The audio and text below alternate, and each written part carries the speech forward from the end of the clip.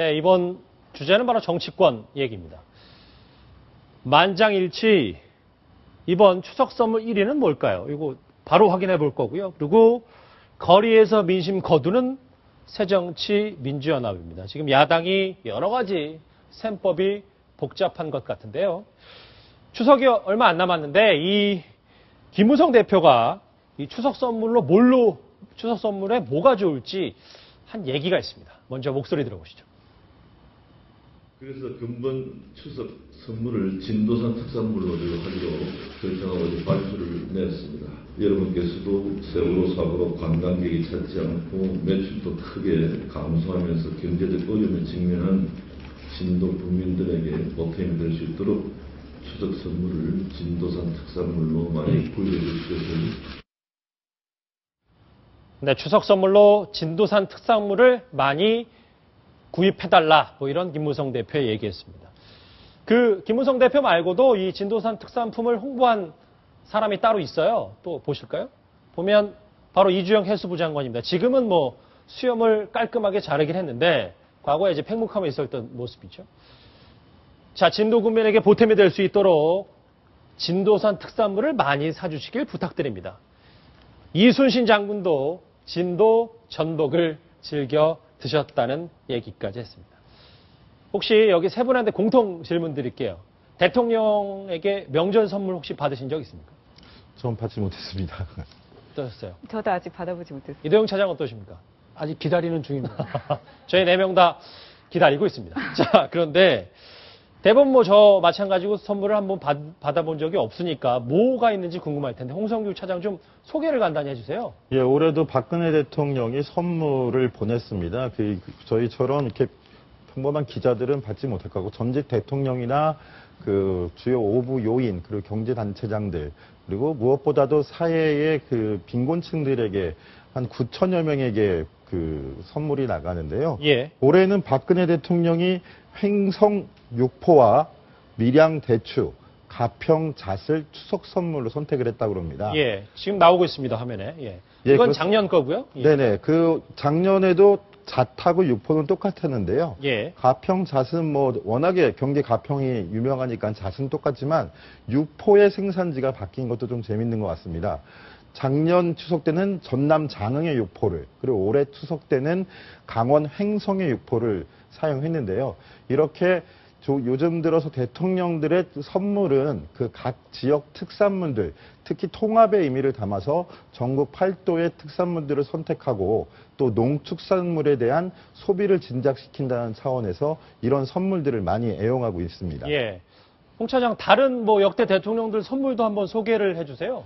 네, 그렇습니다. 그 박근혜 대통령 이전에 이명박 대통령 같은 경우에도 각 지역 특산물들을 좀 많이 사용을 했습니다. 예.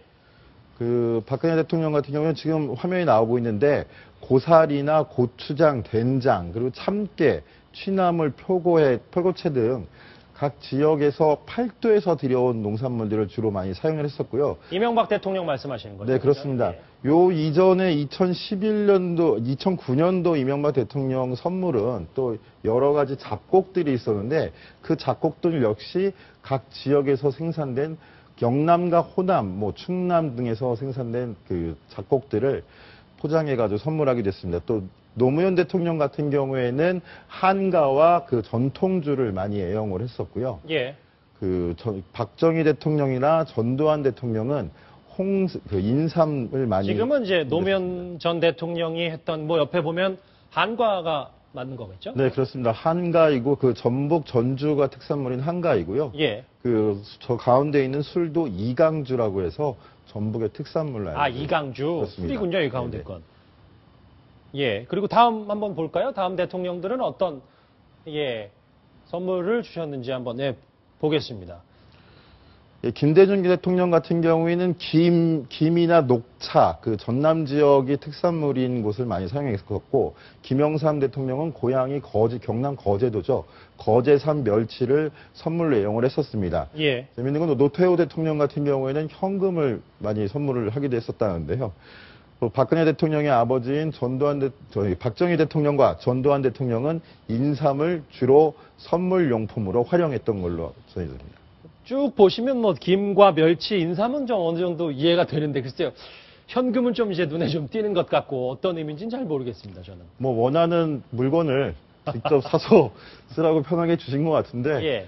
뭐 부모님들도 일정한 뭐 옷이나 옷가지보다는 현금을 더 좋아하시는 분들도 예. 많으시잖아요. 노태우 전 그런 얘기가 좀 대통령은 당기지 추석 않아요. 선물도 상당히 실용적이었다는 이제 딱 보면 알 수 있었는데. 시대 흐름을 보시면 예. 그 김대중 대통령까지만 해도 자기 지역의 특산물들을 좀 많이 애용했었는데요. 예. 요즘 들어서 그 이명박 대통령이나 박근혜 대통령은 그 사회 하합 통합이나 우리 농산물 애용하는 것 쪽에 초점을 맞춰준다는 것도 하나의 특징이라고 볼 수 있겠습니다. 예.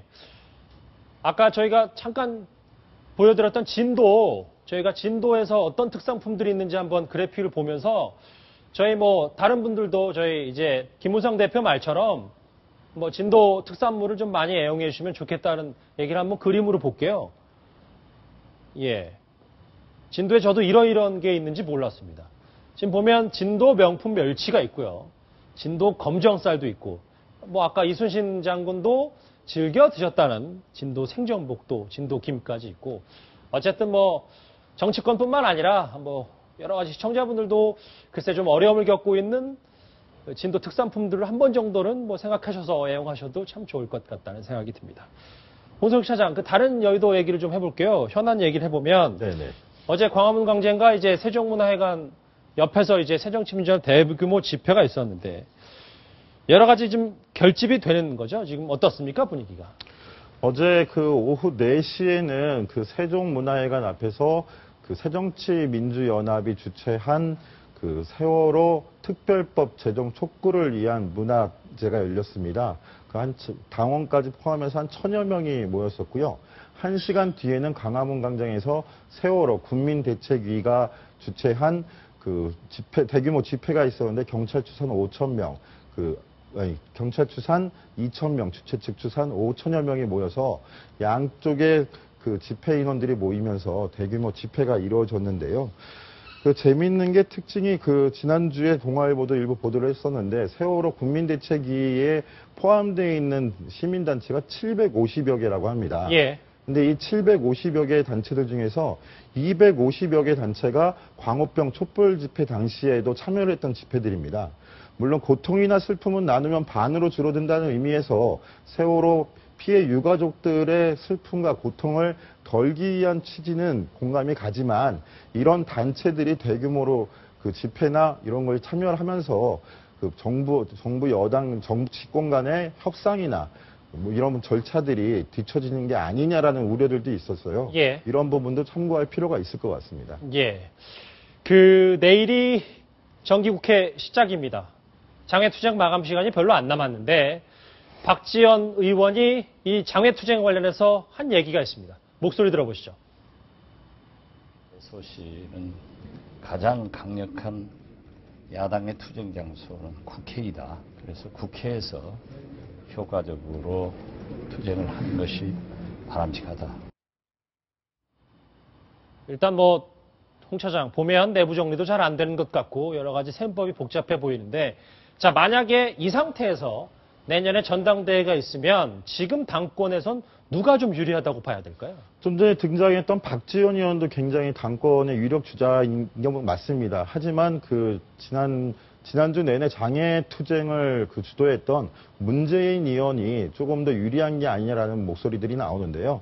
그 중에 한 배경은 2012년 총선 당시에 한명숙 대표 체제였습니다. 예. 한명숙 전 총리를 지냈고 대표적인 친노 인사인데 2012년 총선 당시에 공천권을 쥐고 친노계 인사들을 대거 발탁했다라는 게 그 주요 해석입니다. 그렇기 때문에 당내 최대 계파인 친노계의 자장 역할을 하고 있는 문재인 의원이 다음 전당대회에서 당권을 질 가능성이 높지 않느냐. 더더군다나 지난 장애 투쟁을 통해 가지고 문재인 의원이 자신의 지지층들을 많이 결집한 게 사실입니다.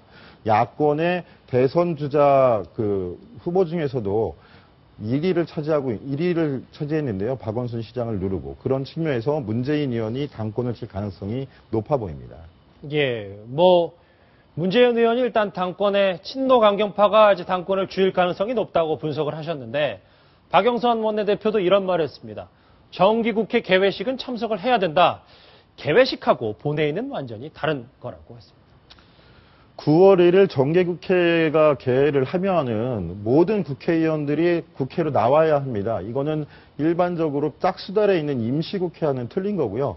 그런데 박영선 원내대표는 개회식은 참석을 하겠다. 하지만 정상적인 의사 일정을 진행하고 법안을 통과시키거나 대정부 질문을 할 수 있는 본회의에는 아직 참석할지를 결정하지 못했다고 그러는데요. 예. 그만큼 야당이 지금 세월호 전국에서 어정쩡한 입장임을 보여주는 것이라고 보입니다. 여당과의 세월호 특별법 합의안을 2차례나 번복하고 야당의 자리에 세월호 피해 유가족 대책회의 대표들이 나서가지고 여당과 협상을 벌이고 있는 실정에서 예. 야당의 설 자리가 그만큼 작은 것뿐만 아니라 스스로 자초한 건 아니냐는 비판도 그래서 나오는 이유입니다. 예.